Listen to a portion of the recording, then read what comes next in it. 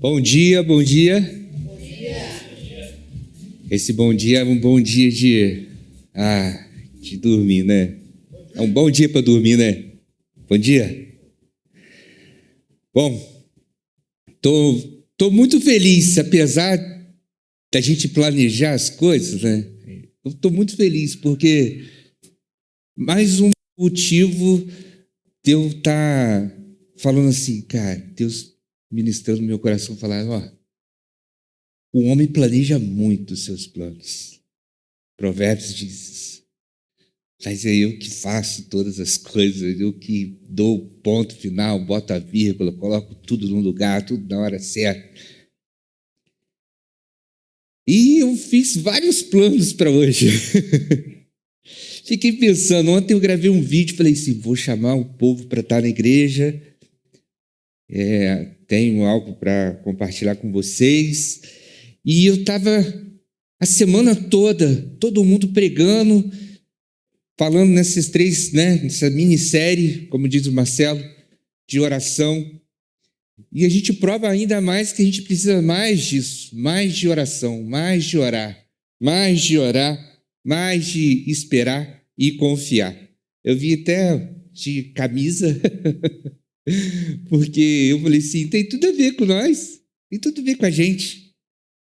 E aí hoje o Marcelo chegou aqui. O Marcelo chegou aqui hoje de moto, molhado. Eu acho que isso é um mérito que a gente precisa atribuir a as pessoas que nos ajudam a colaborar, a manter esse espaço, a fazer isso aqui tudo acontecer. E no pré-culto, ele disse uma coisa, que quando ele estava vindo, na verdade ele falou, Washington, estou chegando umas 9 horas para o pré. E aí ele no pré-culto, ele começou a dizer, falou que aconteceu um livramento para ele. Ele veio, estava dirigindo um micro-ônibus. Interessante que a profissão dele, ele guarda, dirige, faz tudo. E aí serve na igreja. E aí eu fiquei pensando, falei, cara, como que pode ter tanta disposição assim? De poder chegar, vir, servir, mesmo virado. Ele podia ir agora embora para a casa dele. E isso aqui eu não estou dando lição de moral para ninguém, não, tá? Estou dando mérito para ele isso. E ele veio. E aí ele falou, tive um livramento. No micro-ônibus, o ônibus sambou 6 vezes. E aí ele falou, você já viu um ateu orar? Falei, não.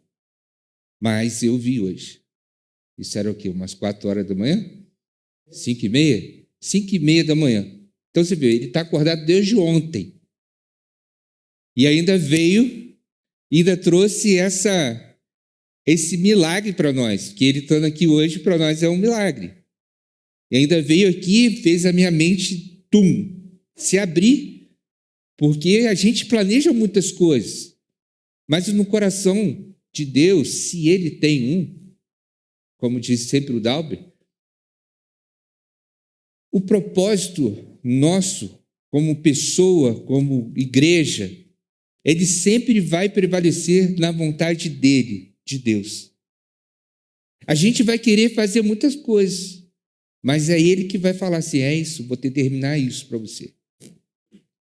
E ultimamente a gente tem visto que tem poucas pessoas na igreja. Por um outro lado, a gente fala assim, é muito ruim, o que a gente está fazendo?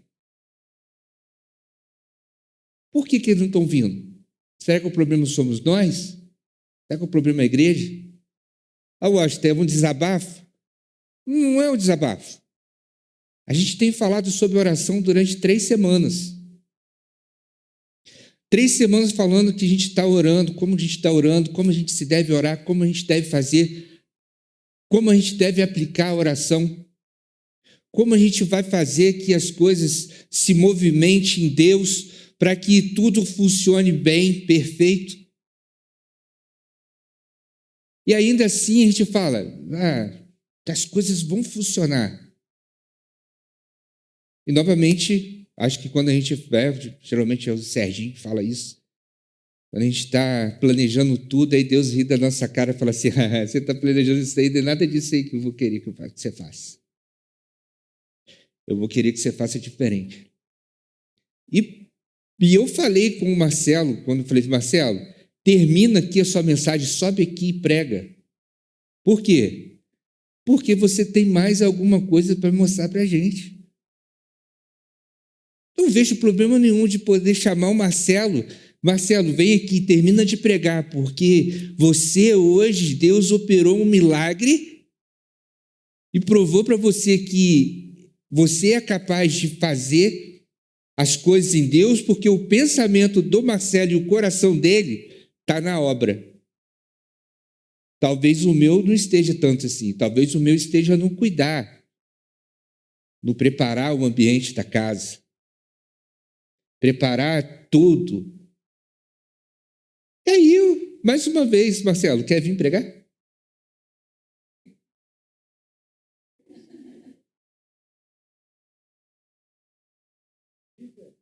Bom, você que está nos assistindo, isso é uma revelação, não é uma brincadeira.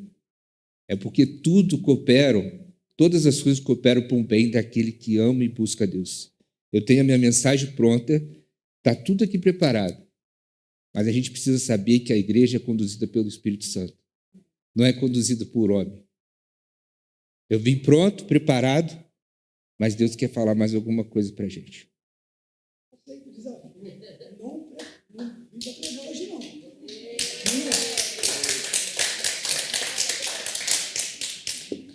Esse cara é doido, cara.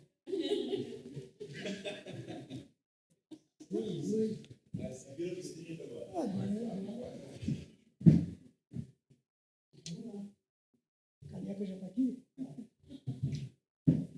Bom, termina o que Deus tem para falar para a gente através de você, meu irmão. Vamos lá. Deus te abençoe. Amém. Sono, né? O olho está quase fechando, mas enfim. Bom, eu queria só pedir licença para a galera que participou do pré-culto aqui de manhã, para eu voltar ali no início da mensagem do pré-culto, tudo bem? Porque da metade da mensagem do pré-culto para frente, está tudo linkado, tudo conectado. Então, se eu continuar agora de onde eu parei, pode ser que fique sem nexo. Tá? Então, eu peço perdão aos que já ouviram o que eu vou falar aqui de novo. Tudo bem?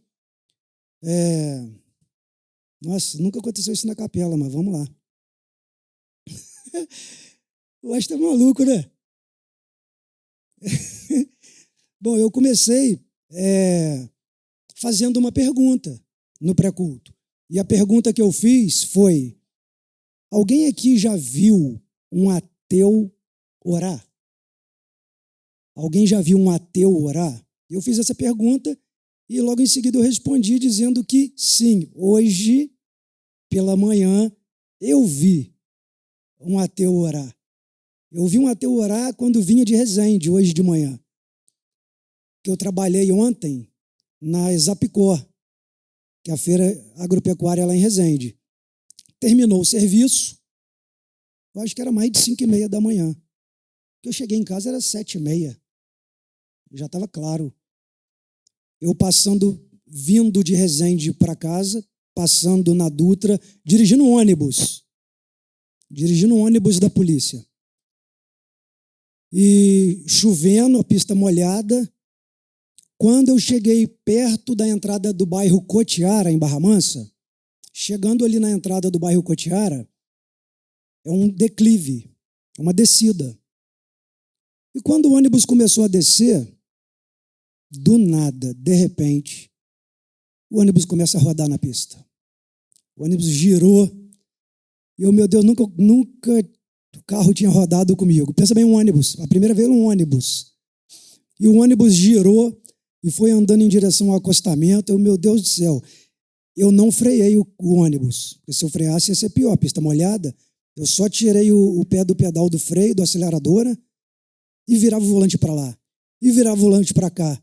E o ônibus virava para a mureta central, ia em direção à mureta central, e o ônibus virava para cá, aquele veículo grandão, cara, virando para lá e para cá na pista, e eu no volante, e o colega que estava comigo no ônibus, que, acredito eu falei ateu, mas é difícil a gente falar se uma pessoa é, né, ou não, ateu, enfim.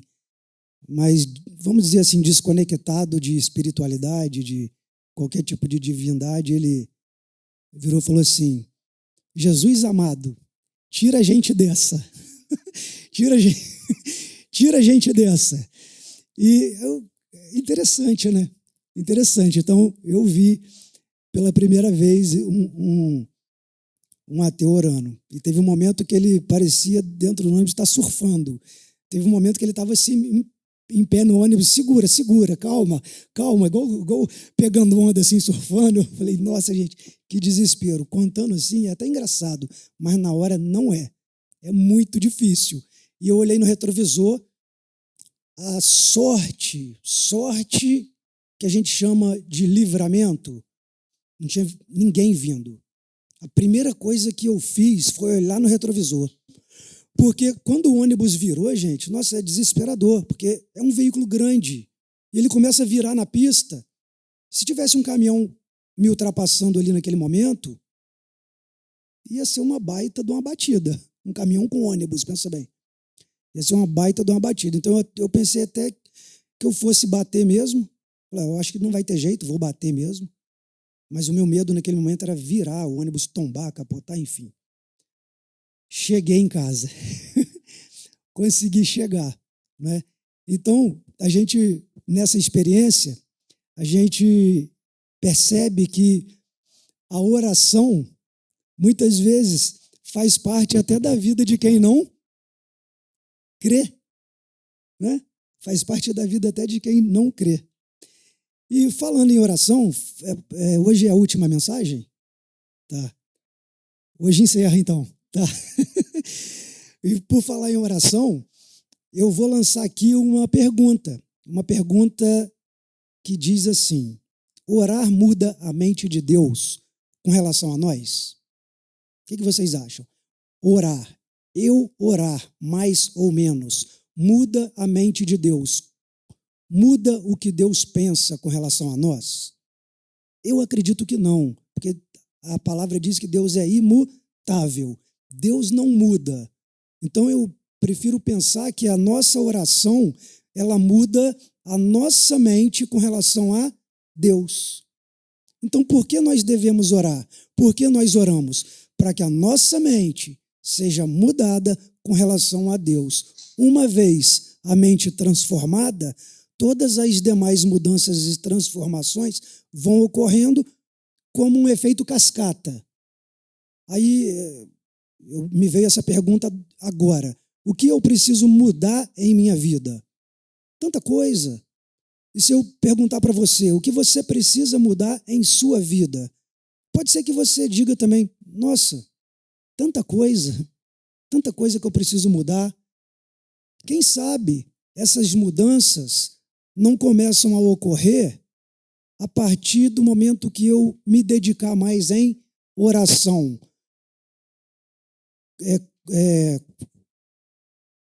Considerando, essa é a palavra que eu estava tentando lembrar, considerando que a nossa mente é transformada quando nós oramos, tudo que ocorre após a transformação da mente pode ser também fruto dessa oração. O que é orar muito e o que é orar pouco? Eu não sei. Pode ser que alguém que ore 2, 3 horas por dia considere que ainda esteja orando pouco, e pode ser que alguém que ora 1 hora por dia considere que esteja orando demais. Eu não sei. Então, eu acho que não é a quantidade de tempo que eu digo é o tempo cronos que fala.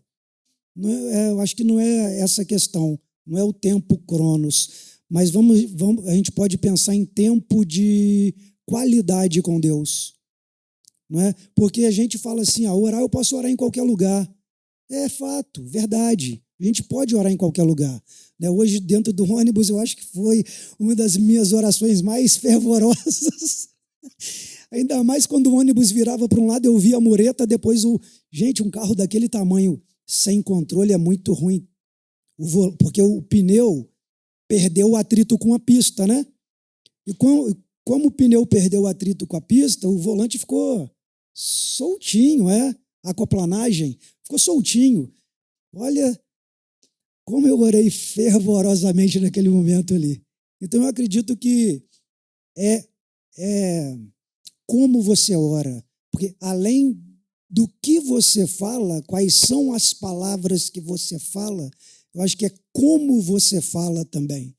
Não é por isso que Jesus, em um determinado momento, ele disse assim, quando você for orar, entra para o teu quarto e fecha a porta. Significa o quê? Se desconecte do mundo, se desligue do mundo, não deixe as coisas do dia a dia tirar o teu foco. Gente, o mundo hoje é tão correria, que eu vou fazer uma pergunta e eu também vou responder. Não precisa responder, responda mentalmente. Quantas vezes você orou proferindo palavras a Jesus, a Deus, mas pensando em outra coisa? Cara, várias vezes eu já fiz isso. E eu me peguei fazendo isso já várias vezes. Eu orando, mas pensando no trabalho do dia seguinte. Você já orou assim? Você já orou pensando que no dia seguinte tem uma reunião de pais na escola do teu filho? Você já orou pensando que daqui a pouco vai chegar uma visita na tua casa e você está pensando o que preparar para a visita enquanto está orando? Você já orou pensando no valor do orçamento que o mecânico te passou, que você vai ter que pagar no final do mês? Você já orou pensando nessas coisas? Percebe o quanto de coisas tira o nosso foco? Quantas coisas existem para tirar o nosso foco na oração? Por isso que Jesus fala, entra, fecha a porta do teu quarto, para você ficar só, você e Deus. Né? Bom, eu perguntei no início se a nossa oração muda a mente de Deus. Mas se você recorrer à Bíblia, você vai perceber que em várias situações, existem trechos na Bíblia que diz que Deus se arrependeu. Olha que estranho. Deus se arrepender é, no mínimo, estranho. Porque Deus é soberano, acima de tudo. Ele criou tudo, todos. Ele não teve nem início, nem terá fim. Então, como assim Deus se arrepende? Não é? E eu fui buscando algumas explicações, porque eu peguei um texto para entender isso, lá no livro de Êxodo, capítulo 32, que conta a história quando Moisés foi chamado por Deus para subir no monte, ficar um tempo lá com Deus. Né? Moisés precisou subir ao monte para ficar um tempo com Deus. E o povo, Israel, ficou lá embaixo com Arão. Só que Moisés estava demorando a descer. Aí o povo começou a reclamar. Caramba, Moisés está demorando. Pô, Moisés não vai descer não? Aí começaram a reclamar muito com Arão. Pô, a gente precisa de um Deus para orar. A gente vai orar para quem? A gente vai adorar quem? Aí naquela reclamação toda do povo, Arão, penso eu que para dar um cala-boca no povo, ele falou assim, então tá, me dá aí pulseira, cordão, brinco, anel, tudo que tiver de ouro. Ele começou a recolher tudo que tinha de ouro lá, derreteu e fez um bezerro. Fez um bezerro de ouro, pronto, agora tem um Deus. E colocou lá o bezerro para a galera adorar. Aí todo mundo ficou feliz, contente, oba, agora tem um Deus. E começaram a se prostrar, se curvar, adorar aquele Deus. Só que aí, aquele Deus que não é Deus. Mas aí Deus, que é Deus, viu aquilo tudo, falou, Moisés, desce, desce que a galera se perdeu, a galera está se curvando, se prostrando ao bezerro, está tudo dando errado, volta lá. Aí Deus falou assim com Moisés, peraí, quer saber? Vou matar geral. Ah, vou matar todo mundo. Vou matar todo mundo, Deus falou com Moisés, vou matar todo mundo e de você, Moisés, eu começo uma nova nação. Aí vamos começar com você, vou matar todo mundo. Aí Moisés clamou. Diz a Bíblia que Moisés orou, Moisés clamou pelo povo. E a Bíblia diz que Deus se arrependeu. Olha que estranho, Deus se arrepende. Como assim? Eu fui buscando explicações em vários comentários bíblicos, aqueles teológicos. E alguns comentários teológicos, eles misturam muita filosofia no meio. Já perceberam? Em comentários bíblicos que misturam muita filosofia. Isso não quer dizer que o comentário esteja errado ou herege. É que, em alguns casos, ele não te satisfaz. Ou seja, ele não te explica. Não satisfaz aquela curiosidade, aquela dúvida que você tem. Até que eu encontrei um que disse assim, ora, mas isso nada mais é do que uma simples figura de linguagem que ele chama de antropopatismo. Nome estranho, né? Antropopatismo, que significa o quê?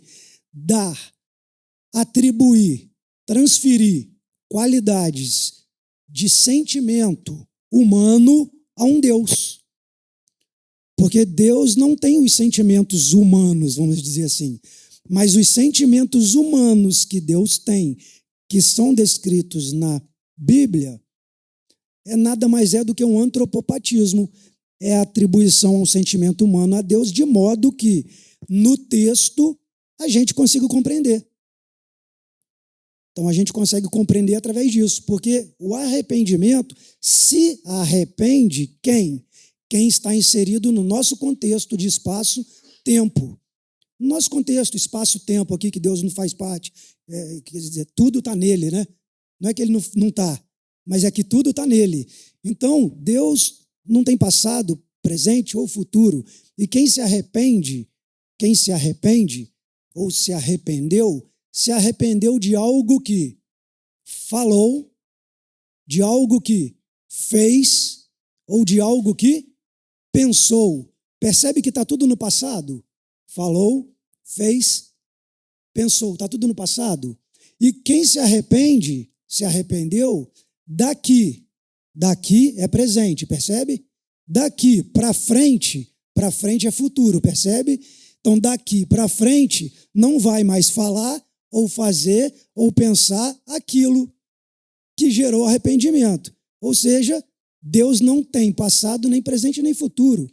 Deus não se arrepende. Não tem como ele se arrepender, porque ele não está inserido nesse contexto.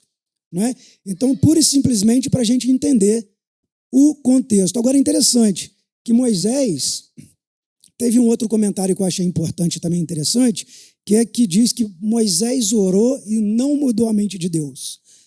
Moisés não mudou a mente de Deus. A oração mudou as circunstâncias da situação. As circunstâncias, quando Deus percebeu, porque falar que Deus enxerga o futuro também não cabe, porque ele está lá também, ele já está lá. Não é que ele enxerga lá, é porque ele já está lá. E aqui também, e lá atrás também. Né? Então, Deus percebeu que o coração do povo ia voltar para ele, então ele resolve não mais aniquilar todo mundo ali. Então, a oração de Moisés não mudou o coração de Deus, não fez Deus se arrepender. A oração de Moisés mudou as circunstâncias, de modo que o coração do povo já estava para se voltar para Deus e Deus já sabia disso tudo. Cara, é doideira isso. É muito louco isso. Não é? Mas se Deus é soberano, é onisciente, por que orar?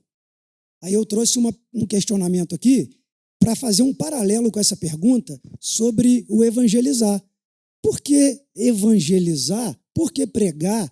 Por que falar do amor de Deus para um ou para outro, se Deus já sabe quem são os eleitos? Ora, se Deus sabe quem são os eleitos, se Deus sabe quem estará com ele, e se Deus sabe quem não estará com ele, para que eu vou pregar? E a resposta foi fantástica. A resposta disse assim: é por isso mesmo que você deve ir, porque é só Deus que sabe quem são os eleitos. Você não.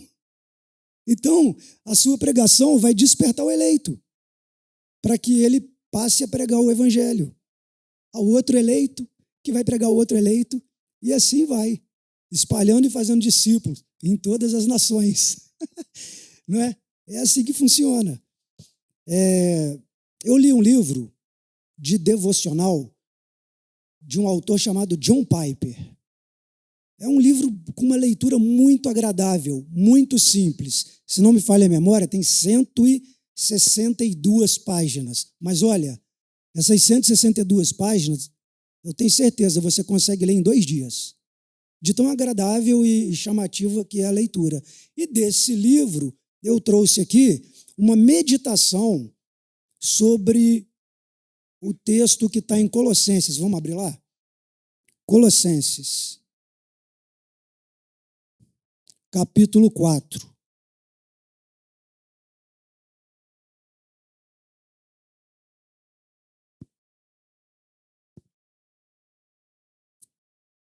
Colossenses 4, do versículo 2 até o versículo 4, que diz assim: dediquem-se à oração, estejam alertas e sejam agradecidos. Ao mesmo tempo, orem também por nós, para que Deus abra uma porta para a nossa mensagem, Paulo falando, né?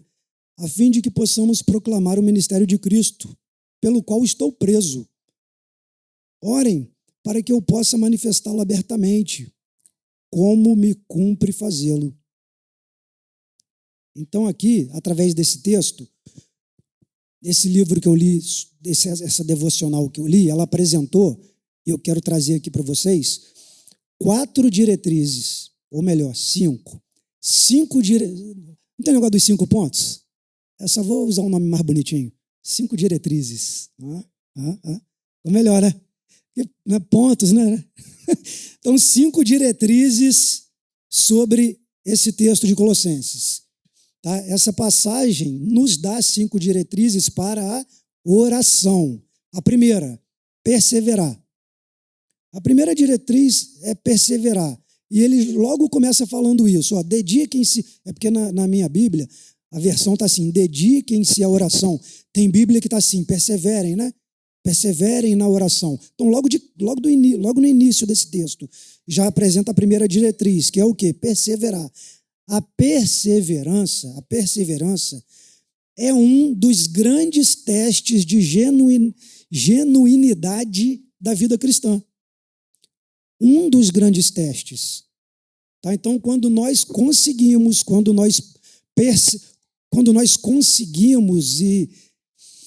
e entendemos isso como não sacrifício, tá? Porque Deus não requer mais sacrifício, mas quando nós conseguimos e obtemos prazer nisso, entendendo que não é um sacrifício, isso é um dos grandes testes de genuinidade da vida cristã. Então, a primeira diretriz, perseverar. A segunda diretriz, que esse pequeno texto apresenta, é vigiar. Ele fala isso também. Ele fala, estejam alertas. Aqui na minha Bíblia está assim, estejam alerta e sejam agradecidos. Então, a segunda diretriz, vigiar, estar alerta. Foi o que eu falei agora há pouco. Não é? Lembra que eu falei? Entre para o teu quarto e feche a porta quando for orar. Por quê? Para você estar alerta, vigilante. Porque se eu estou orando aqui, proferindo palavras para Jesus, mas estou preocupado qual vai ser o orçamento que o mecânico vai me dar na semana que vem do meu carro, não estarei vigilante. Não é uma oração que eu estou vigiando. Então, essa é a segunda diretriz. A terceira diretriz, ser grato. Ele fala tudo na mesma frase. Dediquem-se à oração, estejam alerta e sejam agradecidos. Seja grato. É porque nós, assim, o nosso coração nunca está satisfeito. Essa é a verdade, né? o nosso coração sempre quer mais, né? Sempre. O coração humano, ele detesta o vácuo, o vazio. O coração humano não gosta do vazio. É um fato. E se a gente não preencher com Deus, vai ser preenchido com outra coisa. O fato que vazio ele não vai ficar. Então, ou a gente preenche com Deus, ou vai ser preenchido de alguma forma, com alguma outra coisa. Então, sejamos gratos pelo que nós já temos. Porque é muito comum a gente olhar para o que tem mais e para o que está mais alto e para o que está mais longe e nos comparar só com ele. E se a gente fizer sempre isso, a gente vai sempre achar que está numa condição ruim. Sempre. Eu trabalhei com um colega há um tempo atrás, meses, não lembro quantos meses, mas foi esse ano ainda. E descobri que ele gasta por mês R$6.000 com remédio. Por mês. Todo mês ele gasta R$6.000 com remédio. Ele tem que completar as horas extras que o Estado disponibiliza de limite. Ele tem que ir todo mês até o limite para ter condição de comprar aquele remédio. Aí, quando eu fiquei sabendo disso, falei, nossa, gente, eu não gasto nem com aspirina. Às vezes compro um dipirona. Sabe? Quanto vale?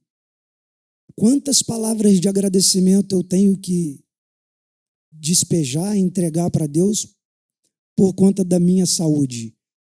Mas ainda que não fosse isso, não é? Porque no pré-culto passado, eu falei isso aqui também. Minha vida é Nutella. Eu falei domingo passado aqui. O Washington falou que, Marcelo, o cara vem na chuva, sei o quê. Sou Nutella, cara. Eu sou Nutella. Por quê? Porque eu não tenho problema de saúde. Eu não tenho filho pequeno para cuidar. Então, é tudo mais fácil para mim. Sabe? Então, é fácil agradecer a Deus. Sabe? É fácil agradecer a Deus. Mas aqueles que estão numa situação mais complicada, eu entendo que é difícil. É claro que é difícil. Mas a gente precisa agradecer. A gente precisa agradecer porque o que Cristo fez na cruz, sem precisar, sem merecer, foi para nos dar a condição de daqui a pouco a gente está com Ele. A gente está com Ele. Aí é sem doença, é sem dor, é sem choro. Aí dali para frente, meu irmão, a gente não consegue nem imaginar o que vai ter. A gente nem consegue imaginar como vai ser, mas já está garantido. A gente já sabe que vai ter e já sabe que já foi decretado. Não tem como mais mudar isso. Não tem como mais mudar. É como se a gente estivesse entrando em campo para jogar, sabendo que vai ganhar. Só que aí durante o jogo pode se machucar, vai cansar, né? Vai ter problema ali durante o jogo. Mas é você entrar tendo a certeza que vai ganhar. Então seja grato, por mais difícil que esteja, seja grato, tá? Eu lembro de uma vez que uma pessoa falou, foi até uma mulher, ela falou que uma das grandes decepções, tristezas da vida dela é que ela não podia ter filhos, por condição biológica, né? Não podia gerar filhos. E aí eu pensei, caramba, ela, quando vê uma criança assim, fazendo muita pirraça, sabe? Aquela criança assim, que faz muita pirraça, que o pai e a mãe tá arrancando o cabelo da cabeça assim, meu Deus do céu, eu não aguento mais. Ela deve olhar aquela criança, deve pensar assim, poxa, queria ter. Sabe? Queria ter, mas não pode. Então, às vezes a gente deixa de olhar essas coisas e acaba deixando de ser gratos, não é? Então, essa foi a terceira diretriz. A quarta diretriz, pode chamar de ponto, não ligo não. A quarta é, peça que se abra uma porta à pregação da palavra na sua vida. É legal vir aqui, pegar o microfone, pregar, Não é ruim, não, é legal. Porque, pensa bem, quando a igreja está 100 pessoas aqui dentro, já pensou você pregando a palavra de Deus, falando de Jesus para 100 pessoas, 200, isso é legal, isso é bom. Mas você se depara com pessoas fora desse ambiente, você se depara com quantas pessoas fora desse ambiente na sua vida? Com quantas? Então, peça que se abra uma porta à pregação da palavra na sua vida. Às vezes é uma oportunidade que você tem no caixa de supermercado. Às vezes é uma oportunidade que você tem para o teu vizinho que está quase para assinar o divórcio. Às vezes é a oportunidade que você tem do seu vizinho lá que acabou de perder o emprego, ou alguém da tua família, ou alguém que está enfermo, ou alguém que perdeu a esperança, ou alguém que não quer saber mais de viver, ou alguém que sempre tem alguém necessitando de ouvir uma palavra. E às vezes a gente não consegue ir. Por quê? Porque não tem a porta. Às vezes a gente inventa uma porta e cria e dá errado. Já aconteceu isso contigo? De você perceber a necessidade de alguém, de você entender, não por sopro do Espírito, mas entender humanamente falando e ir lá e estragar tudo. De repente levar uma palavra e estragar tudo. Caraca, era melhor nem ter ido. Então peça para Deus abrir essa porta, porque se Deus te levar, se Deus abrir para você falar com alguém, levar a palavra para alguém, é impossível não frutificar, não gerar vida. E a última diretriz, a quinta, ore pelos pregadores. Pregadores que eu falo, qualquer pessoa que leva a palavra de Jesus, ore pelos pregadores para que eles apresentem com clareza o evangelho. Quantas pessoas decepcionadas, frustradas, por ouvir mensagens distorcidas, mensagens, muitas vezes, até mal intencionadas, não sei, e se frustraram não com o pregador, mas com Deus. Com Deus. Por conta daquela mensagem distorcida, ou enfim. Então, oremos pelos pregadores que estão pregando a palavra de Deus aí, mundo afora, para que a palavra chegue com clareza. Quantas igrejas existem só em Volta Redonda? Só em Volta Redonda. Vocês sabem quantas igrejas evangélicas tem em Volta Redonda? Cristãs. Apaga a evangélica aí. Apaga. Quantas igrejas cristãs? Que aí tem católica também, evangélica. Vamos colocar todo mundo junto. Quantas são? Eu não sei, mas deve ter mais de 1.000, não tem? Deve ter, né? Deve ter mais de 1.000 igrejas só em Volta Redonda. Não, eu estou chutando aqui, posso estar completamente errado. Mas é muita igreja. Quase toda rua tem. Quase toda rua tem. Volta Redonda, só esse mês de setembro, registrou mais de 20 homicídios em um mês. Só em Volta Redonda. Quase um por dia. Cidade interior do estado. Cidade de interior. Com quase um homicídio por dia. Quase 30 homicídios em um mês. Caramba, cadê a palavra de Deus aí fora? Cadê a pregação?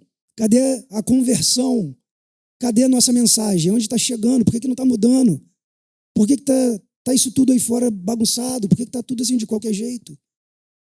Por que tem gente ainda morrendo? Morrendo, que eu falo, não é só de morte física, não. Por que ainda tem muita gente morrendo?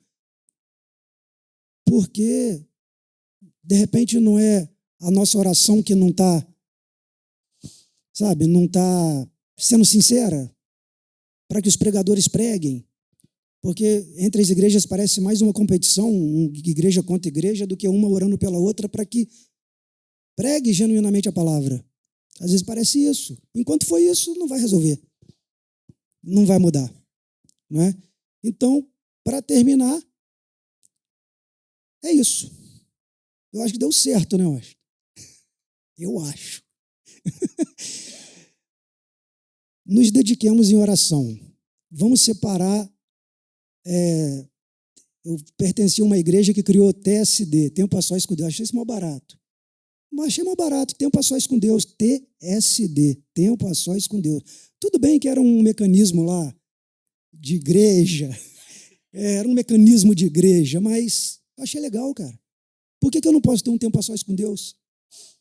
Né? Teve uma que criou um mecanismo, esse eu já não gostei tanto, porque forçava uma atitude meio falsa da parte da gente. Criou um relógio de oração. Já ouviu falar relógio de oração? Teve uma igreja que criou um relógio de oração de 24 horas. Aí pegou na igreja, assim, todo mundo, ó, começando da meia-noite. Meia-noite, quem vai orar? Aí as pessoas levantavam o nome. Meia-noite vai ser o Luan e a Tábita. Tá, meia-noite, Luan e Tábita. 1h da manhã. João. 2 horas. Serginho. 3 horas. Patrícia. Ia completar, o relógio completava as 24 horas. Completava. Cara, aí eu vou ser bem sincero para vocês. Já passei batido em um monte de horário. Sabe? Porque teve um dia lá que só sobrou de madrugada. Sobrou. Aí, quando o irmão chegou para mim com o papel assim, eu falei, pô, deixa eu ver qual horário sobrou aí. Mas, ó, cara, qual horário sobrou aí? Ai, cara, Deus deve rir muito. Eu acho que ele nem fica com raiva, ele ri, que é pior. Aí, ele me pegou a folhinha. Deixa eu ver qual horário sobrou aí. E, Marcelo, ó, tem aqui 2 e 3 horas da manhã. Bota 2 aí. Bota 2 aí. 2 horas da manhã. Acordei. Pô, meu irmão, liguei, tá vendo? Só Deus. Sabe? Parece que é algo para forçar a gente errar mesmo, sabe? Então, se você tem essa disciplina, cara, parabéns.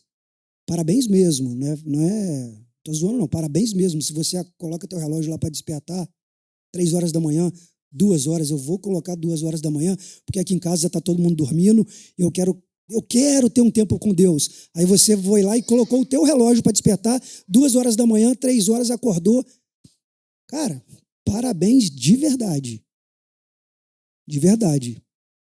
Eu acho que a gente precisa disso mesmo, sabe? De nos dedicar mais à oração. Vamos orar para a gente encerrar? Tem algum recado, algum aviso, Fê? Não? Então vamos lá. Senhor Deus e Pai, obrigado pela oportunidade, apesar do susto. Mas foi bom. Obrigado porque compartilhar da Tua palavra é sempre um privilégio. Obrigado pelos que estiveram aqui, pelos que participaram. Obrigado pela nossa família. Obrigado, Senhor, por tudo que o Senhor tem feito em nosso meio. Que o Senhor nos ensine, nos capacite e nos dê cada vez mais ânimo e vontade de orar. Porque uma vez eu escutei que a oração era como se fosse a asa de um avião.